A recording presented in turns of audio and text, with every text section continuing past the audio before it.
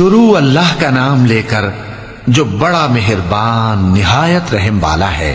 جو لوگ کافر ہیں یعنی اہل کتاب اور مشرک، وہ کفر سے باز رہنے والے نہ تھے یہاں تک کہ ان کے پاس کھلی دلیل آ جائے، یعنی اللہ کا ایک پیغمبر جو پاک اوراق پڑھ کر سناتا ہے جن میں مستحکم آیتیں لکھی ہوئی ہیں، اور اہل کتاب جو فرقوں میں بٹے ہیں تو دلیل واضح کے آنے کے بعد ہی بٹے ہیں، حالانکہ ان کو حکم تو یہی ہوا تھا کہ اللہ کی عبادت کریں، اطاعت کو اسی کے لیے خالص کرتے ہوئے یکسو ہو کر، اور نماز قائم کریں اور زکوٰۃ دیں، اور یہی مضبوط اصولوں والا دین ہے۔ جو لوگ کافر ہیں یعنی اہل کتاب اور مشرک، وہ دوزخ کی آگ میں پڑیں گے اور ہمیشہ اسی میں رہیں گے۔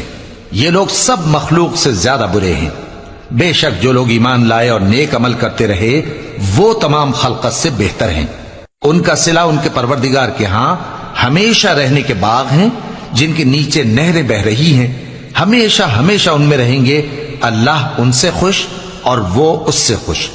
یہ صلہ اس کے لیے ہے جو اپنے پروردگار سے ڈرتا ہے۔